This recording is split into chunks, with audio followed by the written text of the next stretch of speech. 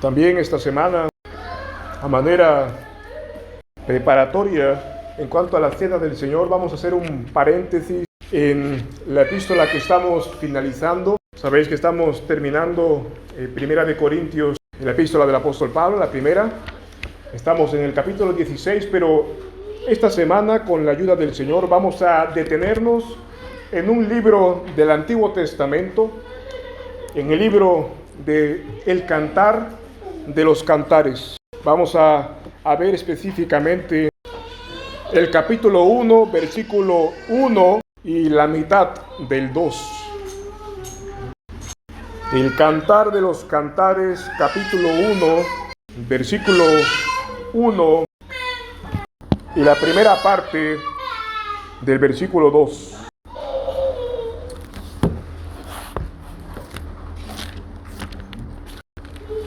El Cantar de los Cantares de Salomón.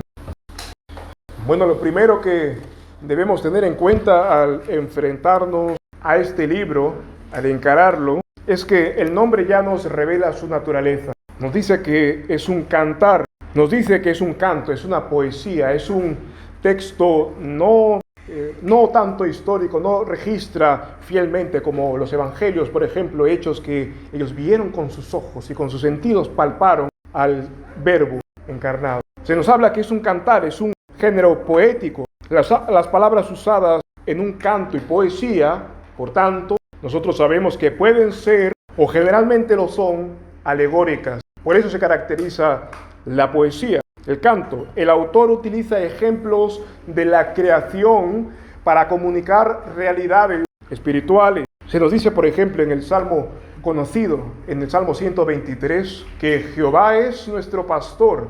Y el Salmo 100 nos dice que somos ovejas de su prado. Esto es particular, característico de los cánticos. Ahora, ¿qué nos quiere decir con esto? Por ejemplo, el Salmo 23 y el 100. Que Dios es el buen pastor, el obispo de todos aquellos que creen en el Hijo y que nosotros no somos más ante la vista de Dios que ovejas que están siempre expuestas al descarrío, siempre expuestas a la sed y por la torpeza propia a exponerse ante cualquier calamidad, sea de lobo, sea de el barranco, de cualquier otra cosa. Siempre necesitan el alimento, el cuidado y la vigilancia. Estas cosas nos comunican las alegorías, los ejemplos que nos presentan libros como este. Ahora, cuando nosotros entendemos esto, en dónde estamos pisando, con qué tipo de escritura nos encontramos, estamos más listos, un poco más al menos, para interpretar este cantar, hermano. De entrada, se nos dice que no es cualquier cántico este que vemos hoy. Nos dice que es el cantar de los cantares. Eso significa que es un cantar que sobrepasa a todos los demás. Es un cantar que sobrepasa la composición humana e incluso es un cantar que se destaca por encima de aquellos que compuso Dios mismo por medio de los profetas. Dios ha escrito en su Biblia por medio de autores humanos muchos cánticos. ¿Puedes recordar alguno de ellos? Por ejemplo, Moisés en la liberación, en Éxodo 15, él elevó un cántico al Señor por la salvación que dio a su pueblo. Su hermana María también en el mismo capítulo entonó un cántico. Tenemos el canto de Débora en Jueces capítulo 5, cuando Dios dio liberación al pueblo de estar vencidos de los cananeos. E incluso se nos dice también que el rey David, el dulce salmista de Israel, en segundo de Samuel 23:1, que él escribió mucho a Dios durante su vida, pero ninguno como el cántico que tenemos hoy. Este es un cántico jamás escrito, no tiene parangón, no tiene paralelo. Ahora, para entender nosotros esta expresión, se nos hace más fácil recordar lo que Apocalipsis dice del Señor. ¿Quién es el Señor de señores? ¿Qué indica? Aunque algunos señorean, ninguno sobre él. Él sobre todo. El Rey de Reyes. Hay reyes terrenos, hay reyes terrenales, pero sobre todos ellos se alza en alto el Rey, el único, el Rey con R mayúscula, Cristo Jesús. Cuando estamos ante el cantar de los cantares, quiere decir que el nombre mismo nos llama a lo más alto. Es el canto más sublime que podríamos nosotros leer y pronunciar. ¿Por qué creemos que este salmo está por encima de todos los demás? Algunos han preguntado por qué. ¿Por qué este salmo es superior a los salmos de David? ¿Por qué este cántico es superior a cualquier composición humana, por supuesto? ¿Por qué? La razón de este cántico es sencilla, de por qué se llama así. Es porque aquí encontramos que se habla específicamente del sublime amor de Dios. Se habla de las hermosuras, de las bellezas y delicias que se encuentran a la diestra del Todopoderoso. Se habla del Hijo, se describe al Hijo. El Hijo habla aquí en primera persona y su iglesia, amada y deseada por Él también, y le confiesa su amor, y Cristo le confiesa el amor que tiene por ella. No hay cántico más largo ni más profundo que hable sobre el amor de Cristo por su esposa, la iglesia, sino aquí. Y el amor que ella tiene por Cristo en ningún lugar está mejor detallado que aquí. Es el cántico de aquel gozo que se perdió en el Edén, que se recuperó en la cruz y que se disfrutará ininterrumpidamente en el cielo. Sí, está basado en la relación de un hombre y una mujer, en la figura de un esposo y una esposa, pero es mucho más que un amor terrenal. Podemos encontrar aquí, hermanos, grandes joyas en cuanto a cómo adornar con ese oro y pan de oro nuestros hogares. Por supuesto que sí, al leer Cantar de los Cantares uno puede tomar consejo divino para saber cómo amar al cónyuge, cómo desearlo, cómo esperarlo, cómo no ignorarlo, cómo no resistirse a su encanto y cómo reavivar nuevamente el amor que es más fuerte que la muerte, dice su palabra. Pero es mucho más que eso.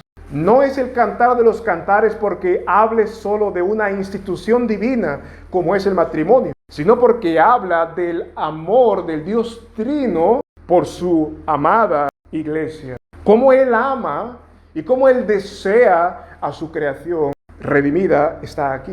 Y cómo ella lo ama. Nos habla de Cristo en estado puro. Así ve Cristo y desea a su iglesia. Y por eso se le llama así. Toda la Escritura habla de Cristo, nos dice Jesús mismo en Lucas 24, pero ninguno como Cantar de los Cantares.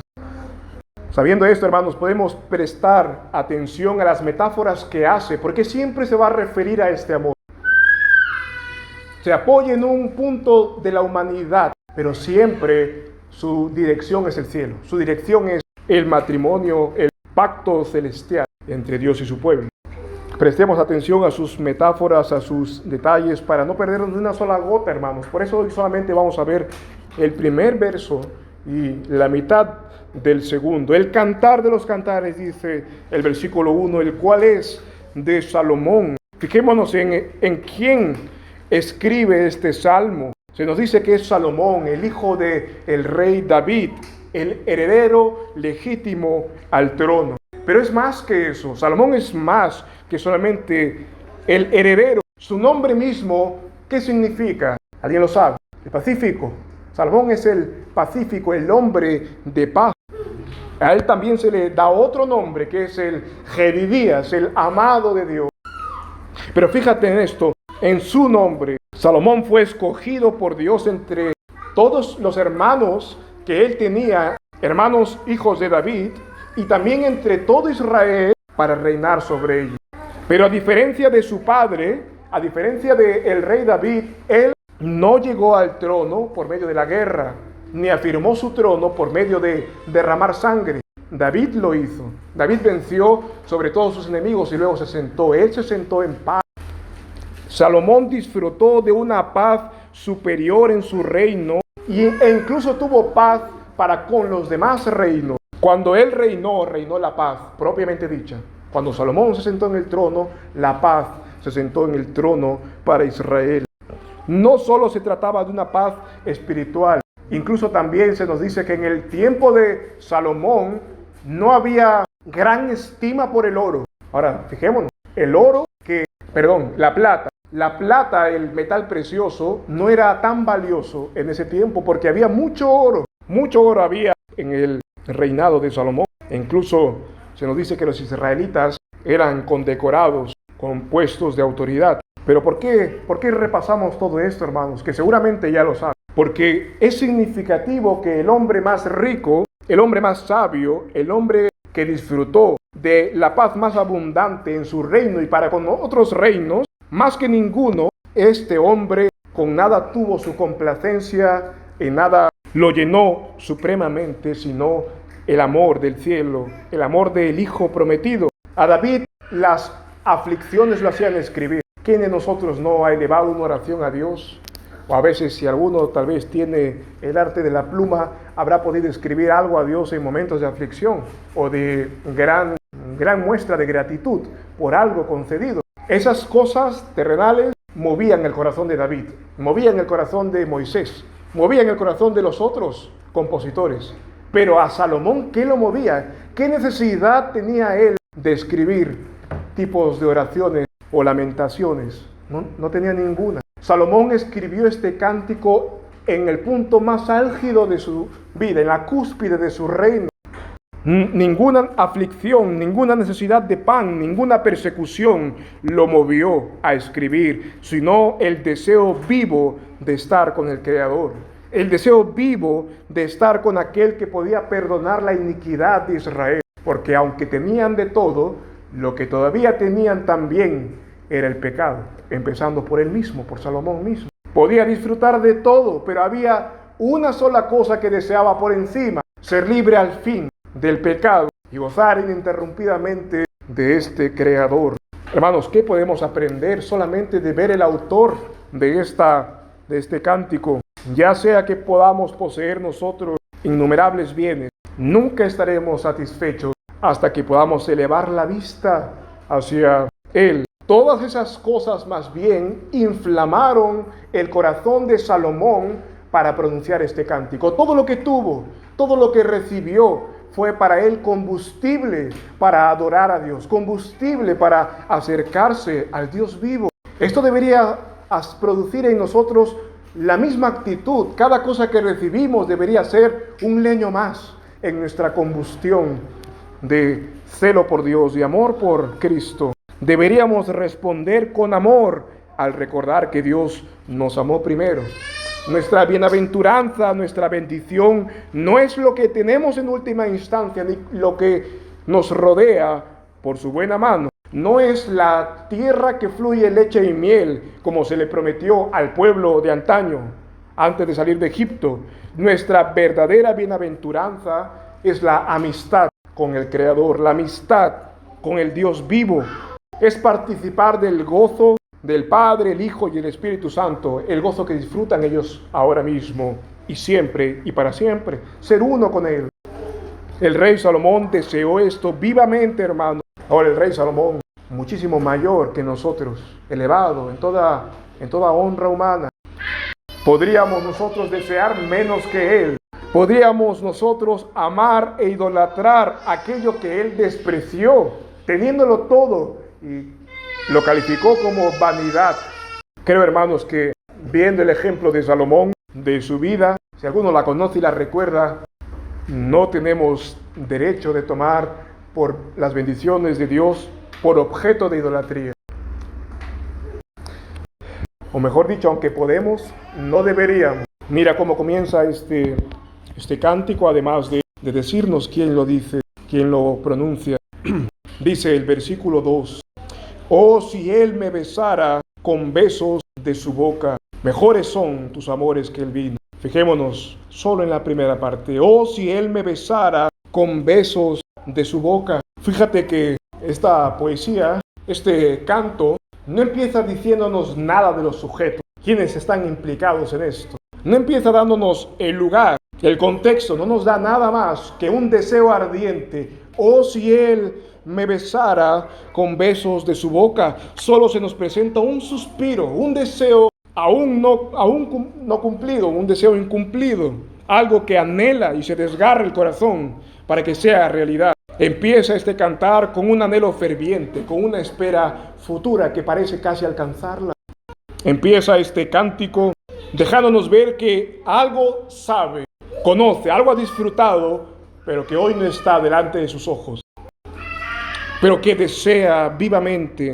Fijémonos en esto, hermanos. Estamos ante una escena ininterrumpida o mejor dicho, una escena totalmente bloqueada, interrumpida, asaltada, donde aquel deseado es conocido, pero no está. Está ausente en cuerpo, pero no en el corazón de la que ama.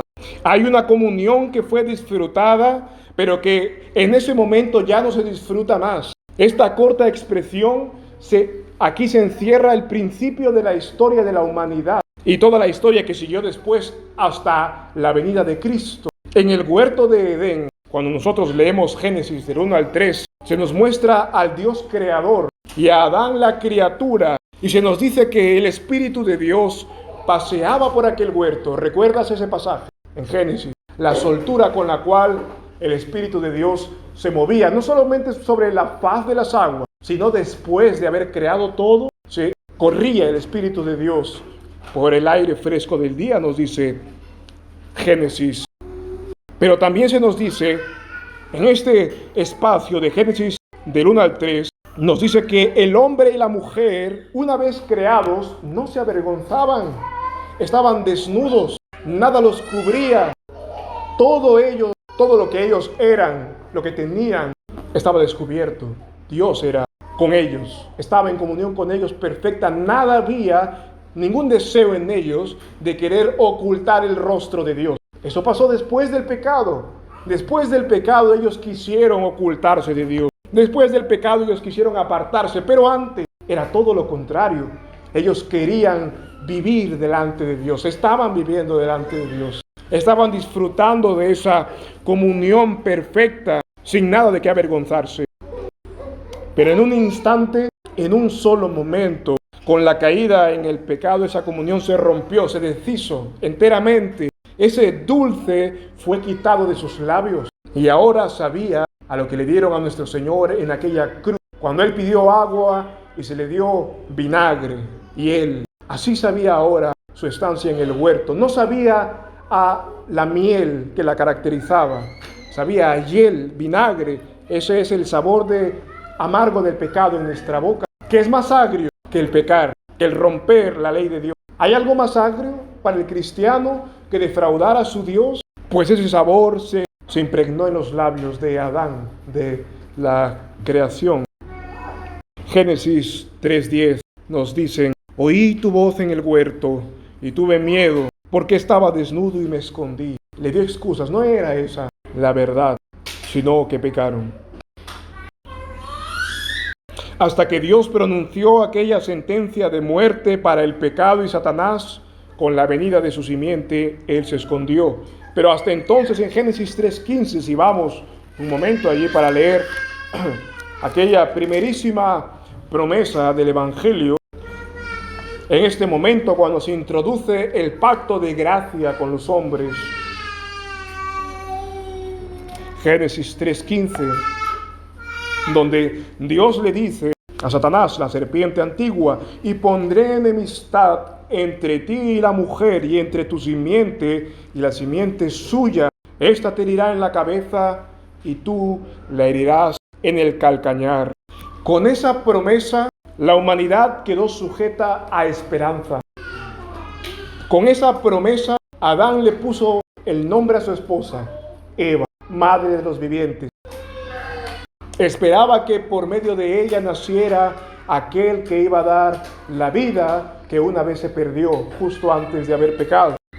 Desde entonces, desde ese momento, la humanidad comenzó a languidecer, a desear profundamente el cumplimiento de esa promesa. ¿Cuál? La venida de aquel hijo de Adán que restauraría todas las cosas. Desde entonces, la historia de la humanidad fue sujeta a esperanza. Un día disfrutaron la comunión con Dios, al otro día la perdieron. Fue un beso muy rápido, pero desde entonces deseaba que viniera el amado con sus besos de amor, como dice nuestro pasaje de hoy. Fíjate cómo habla. Dice lo que parecería una repetición, parecería esto una vana repetición. Dice: oh, si él me besara con besos de su boca. Ahora es interesante esta expresión, hermano. No es innecesario que haga este doble énfasis. ¿Por qué le pide besos de su boca expresamente? hay una pregunta que puede ayudarnos a aclarar este texto.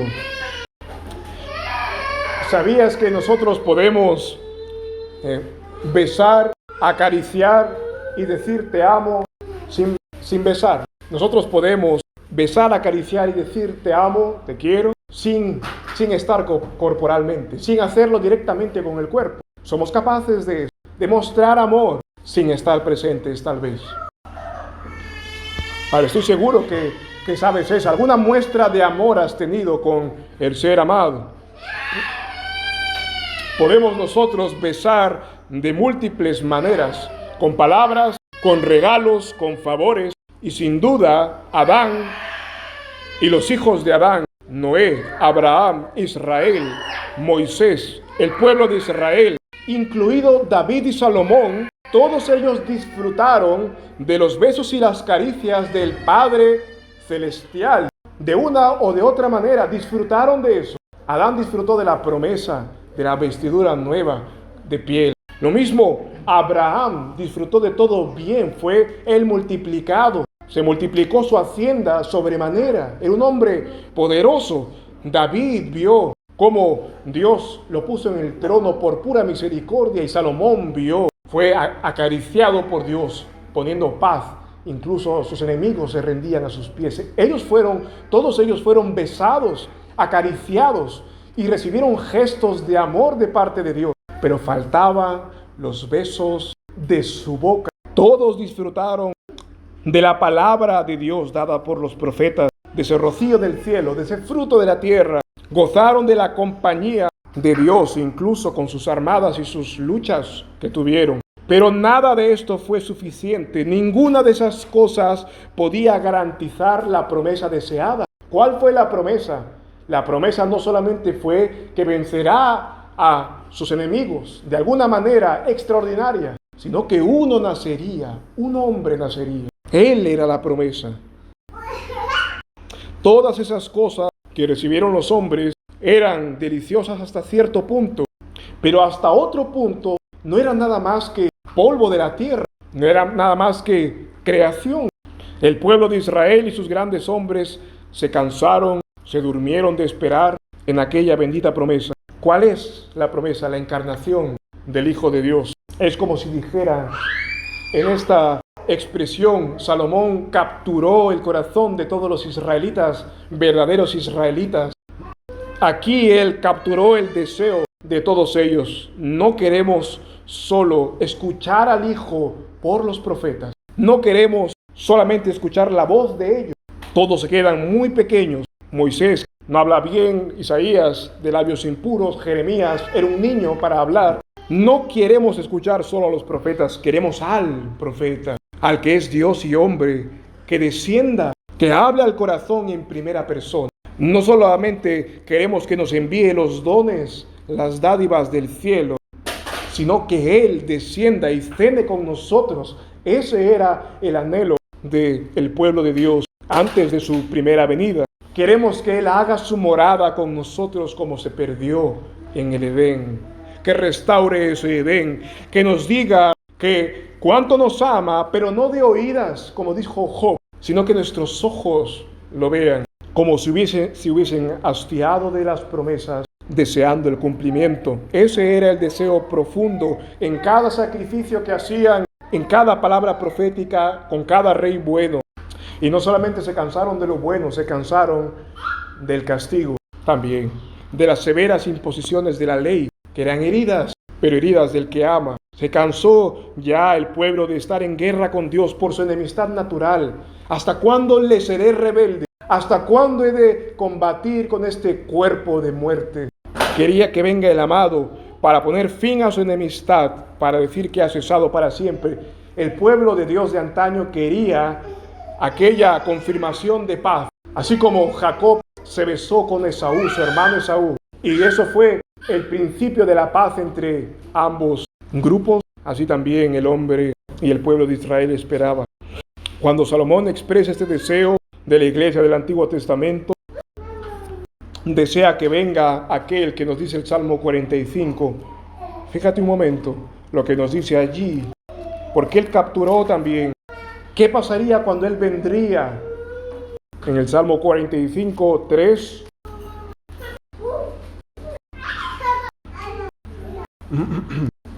Perdón, el verso 2 dice: eres el más hermoso de los hijos de los hombres. La gracia se derramó en tus labios. Por tanto, Dios te ha bendecido para siempre. Fíjate, la gracia se derramó en los labios de este Hijo de Dios encarnado. Lo vio proféticamente, lo vio y lo escribió así. Pero de los labios de este hombre se derramaría la gracia. Tal vez no podemos hallarla de otra manera tan gráfica como cuando le dijo a aquel leproso: quiero ser limpio. En Mateo 8, verso 3, este leproso nunca escuchó palabras más alegres, más saludables. ¿Te acuerdas del leproso? Mateo 8, 3 nos dice, nos da a entender que había estado mucho tiempo. De todos probablemente había escuchado consejos, había escuchado ánimo, consuelo, pero nadie lo podía librar. Solamente esa gracia que se derramó en los labios de un hombre, de Cristo, el Dios hombre, cuando le dijo: quiero ser limpio. Ese hombre vio de los labios de Cristo una fuente de agua viva. Ese hombre vio de ese pronunciamiento de Cristo la gracia que ningún hombre podía darle. Nadie podía ayudarlo. Al igual que la mujer que tocó el borde de su manto, nadie podía ayudarlo. Solo uno, Cristo. Para el pecador, las palabras que dice aquí nuestro Señor Jesús: quiero ser limpio, saben que es eso aceite derramado para salvación.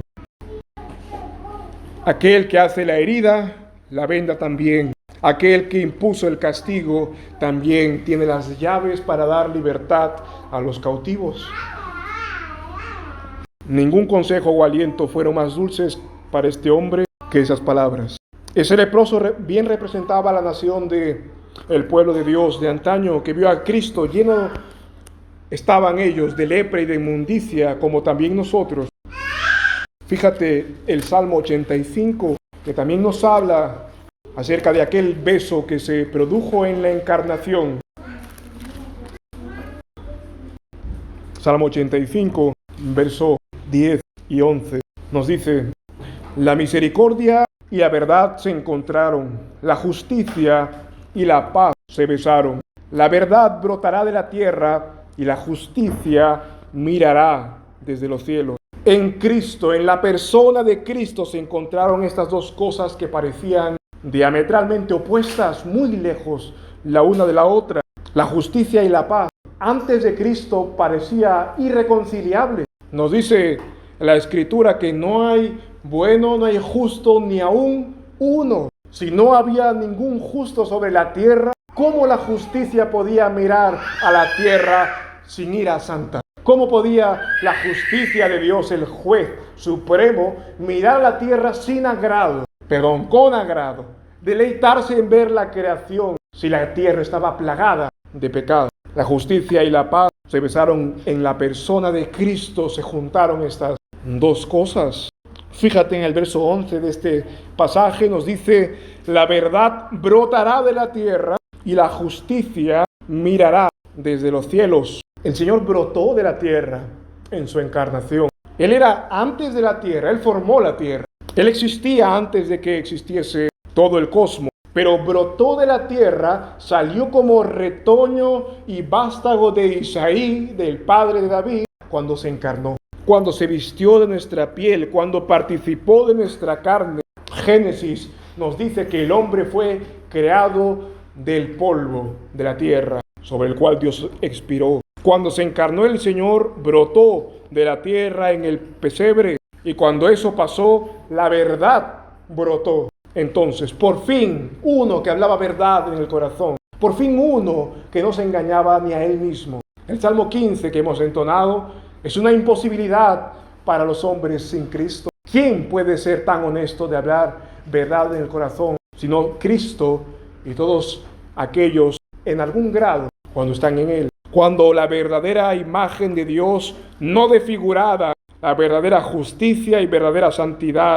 tocó este mundo con el segundo Adán, entonces los ángeles dijeron: gloria a Dios en las alturas, en la tierra paz. Solo podía haber paz en la tierra solo podía mirarnos con agrado esa justicia divina si este Hijo se encarnaba y nacía. Era lo único. Lo bello de la creación no es solo la creación misma, es porque el Hijo la pisó y está trabajando aún hoy para redimir todas las cosas. Eso es lo bello. Si este Hijo llevaba sobre sí mismo nuestra humanidad y también nuestras culpas, entonces la justicia miraría desde los cielos. Él vino a traer sobre esta tierra seca y árida por el pecado, hermanos, fuentes de agua viva. Nos dice Deuteronomio 32, en el versículo 13. Lo hizo cabalgar sobre las alturas de la tierra y comió los frutos del campo e hizo que chupara miel de la peña y aceite del duro pedernal. Bueno, nunca se ha registrado en la palabra de Dios que de la roca salió aceite o salió miel. Solamente se nos dice que salió agua de la peña, que acompañó al pueblo de Israel como un río. Pero nos dice además aquí Moisés que de esa peña, que de esa roca salió miel, fue un manjar. Y también salió aceite, aceite que sana, aceite que santifica. La gracia salió del costado de este Señor nuestro. Fíjate cómo dice Isaías 66, verso 12, en ese mismo sentido. Isaías 66, versículo 12. Porque así dice Jehová: he aquí que yo extiendo sobre ella paz como un río, y la gloria de las naciones como un torrente que sale de madre, y mamaréis, y sobre el costado seréis traídos, y sobre las rodillas seréis acariciados. En estos textos se apoyaba la esperanza del pueblo de Dios, de que creía que algún día vería la salvación en persona. Nos dice el Salmo 133, algunos lo conocéis de memoria, aquel salmo que nos habla de la comunión de los santos, de cómo cuando el pueblo de Dios se reúne, está diciendo que la comunión es deliciosa, no hay cosa agradable que ver al pueblo de Dios unidos en perfecta armonía. Pero no solamente nos dice eso el Salmo, ¿de qué más nos habla? Tal vez cosas desconocidas que no solemos ensamblar bien con el resto de la Escritura, pero nos dice además este Salmo, en el verso 2, que es como el buen óleo sobre la cabeza que desciende sobre la barba, y la barba de Aarón que desciende hasta el borde de sus vestiduras. Ahora fíjate, esta peña, nos dice Moisés, que de ella fluyeron ríos. Nos dice también que fluyó aceite del pedernal, del duro pedernal, de la piedra. Aquí nos dice que es óleo, otra manera de decir aceite. Cristo es el Aarón, pero también es la cabeza de la iglesia. Cuando en Levítico capítulo 8, verso 12, se dice que sobre él se derrame sobre él, se manda que Moisés derrame sobre él el aceite, no solamente lo unja y con el dedo le moje el lóbulo derecho, sino que sobre él se derrame el aceite. Figuradamente se está diciendo que sobre Cristo, la cabeza de la iglesia, se derrame todo ese aceite, y nosotros que somos el cuerpo, por nuestra comunión con la cabeza, seremos ungidos también. Por nuestra comunión y nuestra unión con la cabeza, somos bendecidos con lo que Él es, exaltados donde Él estará, compartiendo el mismo amor sobre Él, que es la cabeza. El cuerpo también será amado por Dios, porque es parte de Cristo, es parte de Aarón, del verdadero Aarón. Ellos deseaban también, cuando hablaban de este Salmo 133, que venga aquel sobre el cual se iba a ungir sin medida el Espíritu, para que nos caiga algo, si es posible, de las migajas, de las que caen, las gotas que caen al suelo, que algo del aceite que haya rociado su cabeza y su barba caigan sobre nosotros y nos unja y nos santifique. Bueno, la buena noticia lo decía el Señor Jesucristo, que no solamente comeremos de las migajas, sino que nos sentaremos a su mesa. No solamente nos caerá una gotilla de su Espíritu, sino que nadaremos en el río de que es su Espíritu Santo, como dice Ezequiel. Estaremos llenos de este Dios y todo su pueblo. Isaías 26, el versículo 8 nos dice lo que es nuestro Señor. Isaías 26, 8. Y también en el camino de tus juicios, oh Jehová, te hemos esperado. A tu nombre y a tu memoria es el deseo del alma. Hemos esperado a tu nombre y tu memoria es lo que desea nuestra alma. Fíjate, Lucas 10, verso 24, el Señor recoge aquí estas palabras. Esto no era algo solo de un cantante, de un salmista. El Salmo 10, Lucas 10, verso 24, nos dice el mismo Señor: porque os digo que muchos profetas y reyes desearon ver lo que vosotros veis y no lo vieron, y oír lo que oís y no lo oyeron. Aquel deseo que Salomón encierra en ese versículo, el Señor aquí también lo desdobla. Esto fue lo que querían ver profetas, reyes, y está puesto delante vuestro. Terminemos recordando las palabras del apóstol Pablo en 1 Corintios 6, verso 17, cuando reprendiendo a los corintios les hablaba de su compromiso con Cristo. Fíjate aquella gran verdad que se dice aquí en 1 Corintios 6, 17, se nos dice: pero el que se une al Señor es un espíritu con Él. Le está reprendiendo Pablo a los corintios acerca de su relación en los templos paganos, con la prostitución que había allí, con todo ello, pero le dice, escuchar bien, les dice: si os habéis unido a Cristo, uno sois con Él. La iglesia está desposada con Cristo y Cristo es un buen marido. Cristo sabe pastorear, Cristo sabe guiar, Cristo sabe proveer, Él sabe defender a su amada. Él ha prometido por sí mismo salvarla y lo hará. Él ha prometido santificarla y lo hará. No hay rival que pueda hacerle frente. Antiguamente el mundo pagano decía que el sol era invicto, el sol no conoce una sola noche, ni una sola noche se le ha resistido al sol.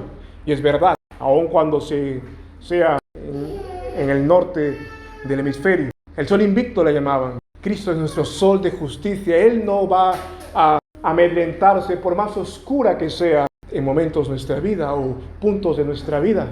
Él va a salir y va a irradiar a su iglesia y la bañará de luz, y no habrá en ella nada más que gozo y nada más que complacencia en Él y Él en ella. ¿Qué noche nuestra, qué oscuridad nuestra podría hacer que el Señor huya cuando Él es mayor que el sol invicto? Uno es con Él el que se une al Señor una vez y para siempre. Fijémonos, para acabar, hermanos, solamente haremos una apreciación externa de este libro. El Cantar de los Cantares se sitúa estratégicamente en nuestras Biblias. No está puesto al azar. Para acceder al Cantar de los Cantares, a las melodías, las fragancias, los sabores y el espectáculo, junto con las caricias que ofrecen a todos nuestros sentidos este libro, porque a todos ellos les dice algo, tiene algo para ellos. Primero, hemos de cumplir con dos requisitos en forma de libro. Incluso podríamos decir un tercero. Se sitúa antes que el Cantar de los Cantares, el libro de los Salmos, anterior a Job, pero fijémonos en estos Salmos. El libro de los Salmos comprende en sí mismo 5 grandes libros, al igual que la ley, comprende 5 grandes libros también. Hemos de pasar por la ley de Dios, la cual nos debe enseñar lo que Proverbios recoge en una sola frase: el temor de Dios. Nadie puede acceder a este amor sin temerlo primero. Y lo tercero, el resumen de Eclesiastés, ¿cuál es? Que todo es vanidad.